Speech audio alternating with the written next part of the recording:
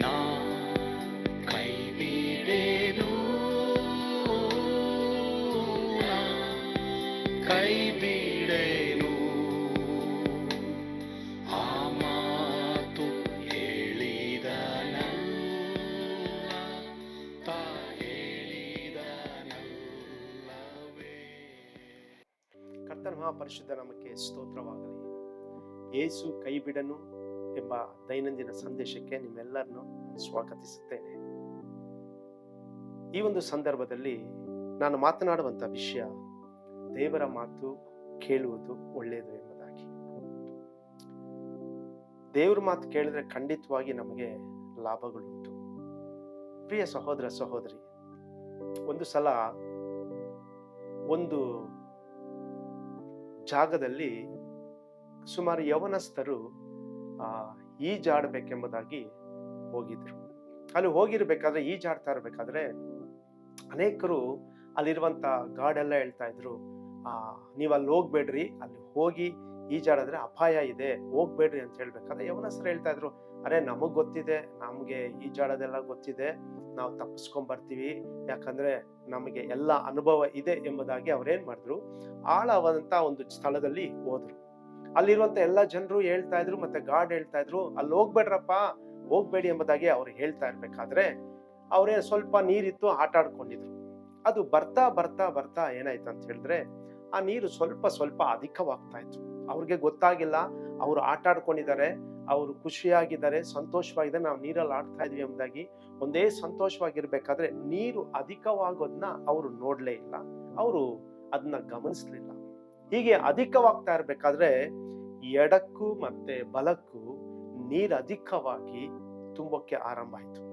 ಅವ್ರು ಅಲ್ಲಿಂದ ತಪ್ಪಿಸ್ಕೊಂಡು ಬರ್ಬೇಕನ್ನೋದಾದ್ರೆ ಅದು ಕಲ್ಲು ಬಂಡೆಗಳಿರ್ತವೆ, ಅದನ್ನ ದಾಟಿ ದಾಟಿ ಬರ್ಬೇಕು, ಓಡ್ ಬರಕ್ ಆಗ್ತಾ ಇಲ್ಲ, ನಿಧಾನವಾಗಿ ಬರ್ಬೇಕಾಗ್ತದೆ. ಇಂಥ ಪರಿಸ್ಥಿತಿಯಲ್ಲಿ ಅವ್ರೇನ್ ಮಾಡ್ತಾರೆ ಅಂತ ಹೇಳಿದ್ರೆ ಕೂಗ್ತಾರೆ, ನಮ್ಗೆ ಯಾರಾದ್ರೂ ಸಹಾಯ ಮಾಡಿ ಸಹಾಯ ಮಾಡಿ ಎಂಬುದಾಗಿ. ಅಲ್ಲಿರುವಂತ ಎಲ್ಲ ಜನರು ಏನ್ ಮಾಡ್ತಾರೆ ಅಂದ್ರೆ, ಮಾತ್ರವಲ್ಲದೆ ಇರುವಂತ ಗಾಡ್ ಏನಾದ್ರೂ ಒಂದು ಐಡಿಯಾ ಮಾಡ್ಬೇಕೆಂಬುದಾಗಿ ದಾರ ಹಿಡಿದುಕೊಂಡು ಅವ್ರ ಮುಂದೆ ಬಿಸಾಡ್ತಾರೆ. ಆ ನೀರು ಹರಿಯುವಂತ ರಭಸಕ್ಕೆ ಆ ದಾರ ಕೂಡ ಕೊಚ್ಕೊಂಡು ಹೋಗ್ತದೆ, ಅವ್ರು ಇಟ್ಕೊಳಕ್ ಆಗ್ತಾ ಇಲ್ಲ. ಅವ್ರು ಹೇಳಿದ್ರು, ನಾವ್ ಹೇಳಿಲ್ವಾ ನಿಮ್ಗೆ, ನಮ್ ಮಾತು ಕೇಳ್ರಿ ಎಂಬುದಾಗಿ ಕೇಳ್ಬೇಕಾದ್ರೆ ಅವ್ರು ಅದನ್ನ ಹೋಗ್ಬಿಟ್ಟಿಲ್ಲ, ಅದನ್ನ ಕೇಳಿಸ್ಕೊಳ್ಳೋದ್ ತಿರಸ್ಕರಿಸ್ಬಿಟ್ರು. ಕೊನೆಗೆ ಆದಂತ ನಷ್ಟ ಏನಂದ್ರೆ, ಆ ಎಲ್ಲಾ ಯೌವನಸ್ಥರು ಆ ಪ್ರವಾಹದಲ್ಲಿ ಬಡ್ಕೊಂಡೋಗಿ ತಮ್ಮ ಪ್ರಾಣವನ್ನ ಕಳ್ಕೊಳ್ಬೇಕಾಯ್ತು. ಅದೇ ಪ್ರಕಾರವಾಗಿ ದೇವ್ರ ಮಾತು ನಾವು ಕೇಳೋದಾದ್ರೆ ಅದು ನಮ್ಗೆ ಕ್ಷೇಮವಾಗಿರ್ತದೆ, ಲಾಭವಾಗಿರ್ತದೆ.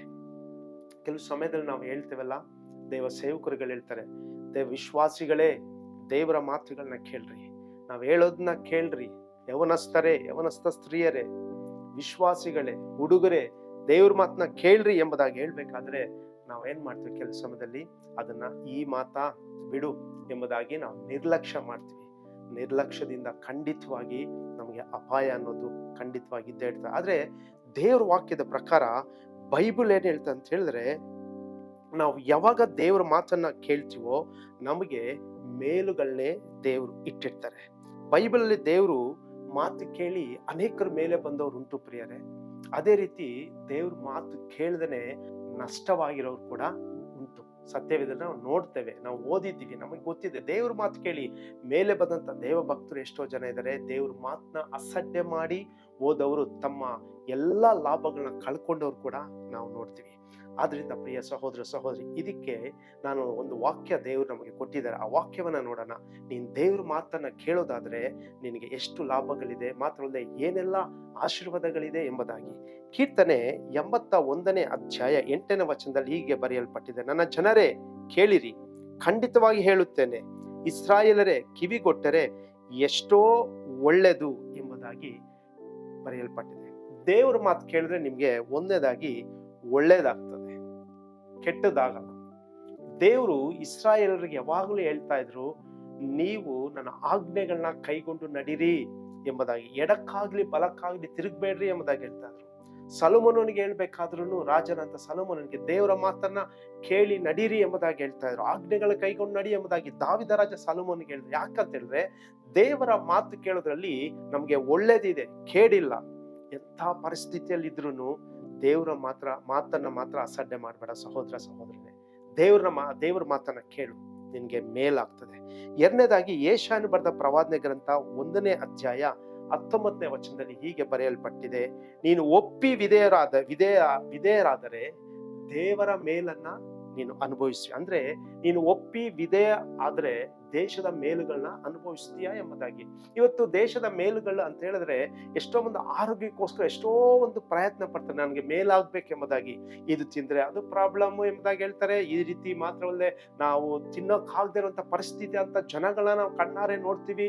ಉದಾಹರಣೆ ನಾವು ತೆಗೆದುಕೊಳ್ಬೇಕಾದ್ರೆ ಲೋಕದಲ್ಲಿ ಅನಿಲ್ ಅಂಬಾನಿ ಎಂಬ ದೊಡ್ಡವ್ರು, ಅವರು ಕರ್ನಾಟಕ ಏನು ಎಷ್ಟೋ ರಾಜ್ಯಗಳನ್ನ ಕೊಂಡ್ಕೊಂಡ ಹಣ ಇದ್ರು ತನ್ನ ಮಗ ಎಷ್ಟು ದಪ್ಪ ಇದ್ದಾರೆ, ಆದ್ರೆ ಎಷ್ಟು ಆಸ್ತಿ ಇದ್ರು, ಎಷ್ಟು ಹಣ ಇದ್ರು, ಬಂಗ್ಲೆಗಳಿದ್ರು, ಆತನು ತನ್ನ ದೇಹದಲ್ಲಿ ಇಷ್ಟ ಬಂದಂತ ಆಹಾರ ತಿನ್ನಕ್ ಆಗ್ತಾ ಇಲ್ಲ. ಯಾಕೆ ಆತನು ಅವಾಗ ತನ್ನ ಕಂಟ್ರೋಲ್ ಇಟ್ಕೊಂಡು. ಅದೇ ಪ್ರಕಾರವಾಗಿ ದೇವ ಮಕ್ಕಳೇ, ನಾವು ದೇವರ ಮಾತು ಕೇಳೋದಾದ್ರೆ ನಾವು ದೇಶದ ಮೇಲುಗಳನ್ನ, ಸಮೃದ್ಧಿನ, ಆರೋಗ್ಯನ, ಇವೆಲ್ಲ ನಮ್ಗೆ ಒಳ್ಳೇದಾಗಿ ಸಿಗ್ತಾ ಇರ್ತದೆ. ಮೇಲನ್ನೇ ನಾವು ಅನುಭವಿಸ್ತೀವಿ. ನಾವು ಇದನ್ನೆಲ್ಲ ನೋಡ್ಬೇಕಾದ್ರೆ ಆಶ್ಚರ್ಯ ಆಗ್ತಾರೆ. ದೇವರ ಮಾತು ಕೇಳೋದಾದ್ರೆ ನಮ್ಗೆ ದೇಶದಲ್ಲಿ ಏನ್ ಮೇಲಿದೋ ಅದು ಮೇಲುಗಳು ನಮ್ಗೆ ಬರ್ತದೆ ಎಂಬುದಾಗಿ, ನಮ್ಗೆ ಸುಕ್ಷೇಮ ಅನ್ನೋದು ಬರ್ತದೆ. ಯಾವುದಕ್ಕೂ ನಾವು ಕೊರತೆ ಪಡೆದಿರುವ ಹಾಗೆ ದೇವ್ರು ನಮ್ಮನ್ನ ನಡೆಸ್ತಾರೆ. ಅದರಿಂದ ದೇವ ಮಕ್ಕಳೇ, ಸಹೋದರ ಸಹೋದರಿ, ನೀನ್ ದೇವ್ರ ಮಾತು ಕೇಳು, ಅಪಾಯದಿಂದ ನೀನ್ ತಪ್ಪಿಸ್ಕೊಳ್ತೀಯ. ದೇವ್ರ ಮಾತು ಕೇಳು, ದೇಶದ ಮೇಲುಗಳನ್ನ ನೀನು ಅನುಭವಿಸ್ತೀಯ. ಯಾವುದಕ್ಕೂ ನೀನು ಕೊರತೆ ಇಲ್ಲದ ಹಾಗೆ ಇರ್ತೀಯ. ಕರ್ತನ ಈ ವಾಕ್ಯಗಳನ್ನ ಆಶೀರ್ವಾದವನ್ನು ನಾವು ಕಣ್ಗಳು ಮುಚ್ಚಿ ನಾವು ಪ್ರಾರ್ಥನೆ ಮಾಡೋಣ. ದೇವರು ನಮ್ಮನ್ನ ಮೇಲಾಗಿ ಇಡಬೇಕಾದ್ರೆ ಕರ್ತನ ಮಾತುಗಳನ್ನ ನಾವು ಕೇಳಬೇಕು. ಪ್ರಾರ್ಥನೆ ಮಾಡೋಣ. ನಮ್ಮನ್ನು ಬಹಳವಾಗಿ ಪ್ರೀತಿ ಮಾಡುವಂತ ನಮ್ಮ ಪರಲೋಕದ ತಂದೆಯೇ, ನಿಮ್ಮ ನಾಮಕ್ಕೆ ನಾವು ಸ್ತೋತ್ರ ಸಲ್ಲಿಸ್ತೇವಪ್ಪ. ದೇವರೇ, ನನ್ನ ಜನರು ಎಲ್ಲೆಲ್ಲಿ ಕರ್ತನೆ ತಪ್ಪಿದಾರೋ ನಮ್ಮನ್ನು ಮೊದಲುಕೊಂಡು ಎಲ್ಲರೂ ನಾವು ನಿಮ್ಮ ಮಾತನ್ನ ಕೇಳಬೇಕು. ಯಾಕಂದ್ರೆ ನೀವು ಹೇಳಿದ್ರ, ನಾನೇ ಮಾರ್ಗ, ಸತ್ಯ, ಜೀವ ಎಂಬುದಾಗಿ. ನೀವು ನಮಗೆ ಮಾರ್ಗವಾಗಿದ್ರ ಸ್ವಾಮಿ. ನಿಮ್ಮ ಮಾರ್ಗದಲ್ಲಿ ನಡೆಯುವಾಗೆ ಕರ್ತ ನಮಗೆ ಕೃಪೆ ಕೊಡು. ನಿನ್ನ ಮಾರ್ಗದಲ್ಲಿ ನಾವು ನಡಿಬೇಕಪ್ಪ. ನಿನ್ನ ಮಾತನ್ನ ಕೇಳ್ಬೇಕು. ನೀವೇನ್ ಹೇಳ್ತಿರೋ ನಾವು ಅದನ್ನ ಕೇಳ್ಬೇಕು. ಯಾಕಂದ್ರೆ ಸ್ವಾಮಿ, ನೀವ್ ಹೇಳೋದ್ರಲ್ಲಿ ಕರ್ತನ ದೇವರೇ, ಹೌದಪ್ಪ, ಅಲ್ಲಿ ಮೇಲು ಇದೆ, ಅದು ಒಳ್ಳೇದಿದೆ, ಅಲ್ಲಿ ಲಾಭ ಇದೆ. ಕರ್ತನ ಸ್ತೋತ್ರ ರಾಜ. ಅದೇ ರೀತಿ ಕರ್ತನ ದೇವರೇ, ಯಾರಾದ್ರೂ ಸ್ವಾಮಿ ಕರ್ತನ ಎಡವಿ ನಿನ್ನ ಮಾತು ಕೇಳದೆ ಹೋಗಿದ್ರೆ ದೇವ್ರ ಮಕ್ಕಳು, ಕರ್ತನ ದೇವರೇ, ಅವರೆಲ್ಲರೂ ಸ್ವಾಮಿ ಕರ್ತನ ನಿನ್ನ ಮಾತು ಕೇಳಿ ಅವರು ಮೇಲುಗಳನ್ನ ಅನುಭವಿಸ್ಬೇಕು, ಅವರು ಸುಕ್ಷೇಮನ ಅನುಭವಿಸ್ಬೇಕು. ಅವರು ಕರ್ತನೆ ತಂದೆಯಾದ ದೇವರೇ, ಒಳ್ಳೇದವ್ರಿಗೆ ಆಗಬೇಕಪ್ಪ ಸ್ವಾಮಿ. ಒಂದು ವೇಳೆ ಕರ್ತನ ದೇವರೇ, ಹೌದಪ್ಪ, ಒಳ್ಳೇದಾಗದೇ ಇದ್ರೆ ಆಗದೆ ಇರೋದಕ್ಕೆ ಕಾರಣ ನಿನ್ನ ಆಜ್ಞೆಗಳನ್ನ ಅವ್ರು ಕೇಳಿ, ನಿನ್ನ ಮಾತನ್ನ ಕೇಳಿ ದೂರ ಹೋದ್ರಿಂದ ಸ್ವಾಮಿ, ಇನ್ನು ಮೇಲೆ ಅವರು ತೀರ್ಮಾನವನ್ನ, ನಾನು ದೇವ್ರ ಮಾತು ಕೇಳ್ತೀನಿ, ವಾಕ್ಯ ಏನ್ ಹೇಳ್ತಾರೆ ಅದ್ರ ಪ್ರಕಾರ ಕೇಳ್ತೀನಿ ಎಂಬುದಾಗಿ ಅವರು ಆಧಾರ ಇಟ್ಕೊಂಡು ನಂಬಿಕೆಯಿಂದ ಬರೋದಾದ್ರೆ ಸ್ವಾಮಿ, ಅವ್ರಿಗೆ ಒಳ್ಳೇದನ್ನ ಮಾಡು ದೇವರೇ. ಅವ್ರಿಗೆ ಮೇಲುಗಳನ್ನ ಉಂಟು ಮಾಡಬೇಕಾಗಿ ನಾವು ಬೇಡಿಕೊಡ್ತೇವೆ ಸ್ವಾಮಿ. ನೀವೇ ಕರ್ತನ ದೇವರ ಆಶೀರ್ವಾದ ಮಾಡು. ಇದುವರೆಗೂ ನಡೆಸಿದಕ್ಕೆ ಸ್ತೋತ್ರ. ಯೇಸುವಿನ ಹೆಸರಿನಲ್ಲಿ ಬೇಡುತ್ತೇವೆ ತಂದೆಯೇ, ಆಮೆನ್. ಕರ್ತ ನಿಮ್ಮನ್ನ ಆಶೀರ್ವಾದ ಮಾಡಲಿ. ಮರಿಬೇಡಿ, ಯೇಸು ನಿಮ್ಮನ್ನ ಕೈ ಬಿಡನು.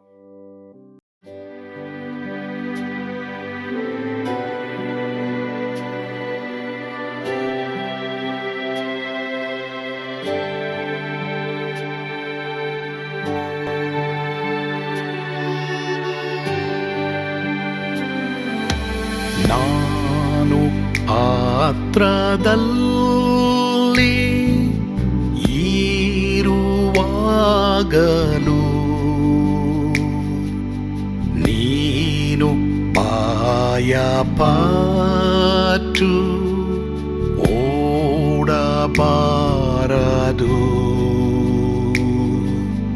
ನನ್ನ ಮಾತನಂಬಿ ಸ್ಥಿರವಾಗಿರು. ನಿನ್ನ ಬಿಡಲಾರೆ, ಬಿಡೆನು ಎಂದೆಂದಿಗೂ.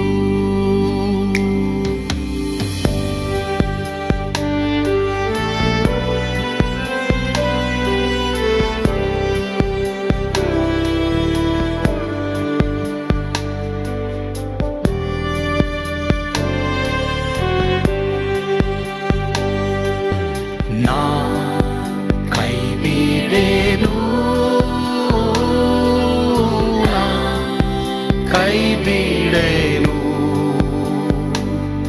ಆ ಮಾತು ಹೇಳಿದನಲ್ಲ, ತಾ ಹೇಳಿದನಲ್ಲವೇ.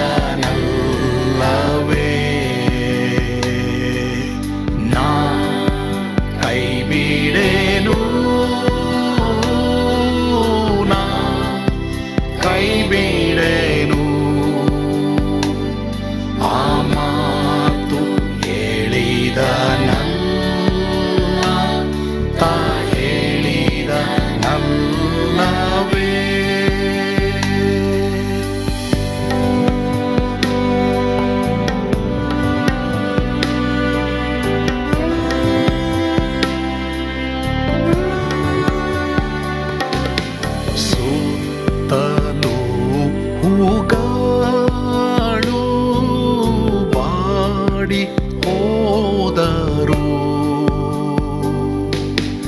ಮೇಲೆ ಸ್ವರ್ಗದೋಳು ಬಾದಲಾಗದು.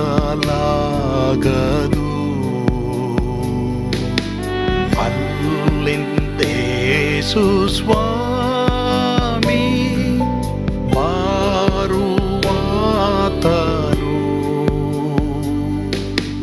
ನನ್ನ ಬಿಡಲಾರ, ನನ್ನನ್ನು ಕೈ ಬಿಡಲು. ನಾ ಕೈ ಬಿಡೆನು, ನಾ ಕೈ ಬಿಡೆನು. ಆ ಮಾತು ಹೇಳಿದನಲ್ಲ, ತಾ ಹೇಳಿದನಲ್ಲವೇ. ನಾ ಕೈ ಬಿಡೆನು, ನಾ ಕೈ ಬಿಡೆನು. ಆ ಮಾತು ಹೇಳಿದನಲ್ಲ, ತಾ ಹೇಳಿದನಲ್ಲವೇ.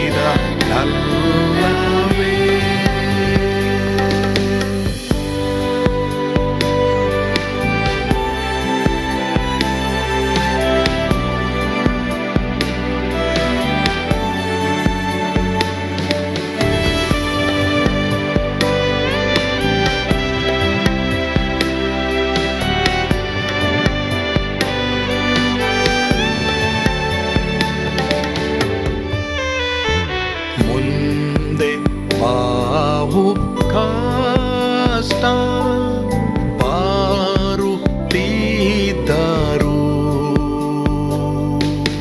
ಭಯ ಪಾಡಲಾರೆ, ಸ್ವಾಮಿ ಇದ್ದಾನೆ. ಬಾಲವಾಗಿ ನಿಂತು ಹರ್ಷಗೊಳ್ಳುವೆ. ಸ್ವಾಮಿ ಬಿಡಲಾರ,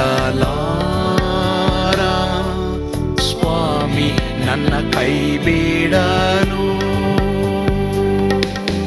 ನಾ ಕೈ ಬಿಡೆನು, ನಾ ಕೈ ಬಿಡೆನು. ಆ ಮಾತು ಹೇಳಿದನಲ್ಲ, ತಾ ಹೇಳಿದನಲ್ಲವೇ. ನಾ ಕೈ ಬಿಡೆನು, ನಾ ಕೈ ಬಿಡೆನು. ಆ ಮಾತು ಹೇಳಿದನಲ್ಲ, ತಾ ಹೇಳಿದನಲ್ಲವೇ. ತಾ ಹೇಳಿದನಲ್ಲ.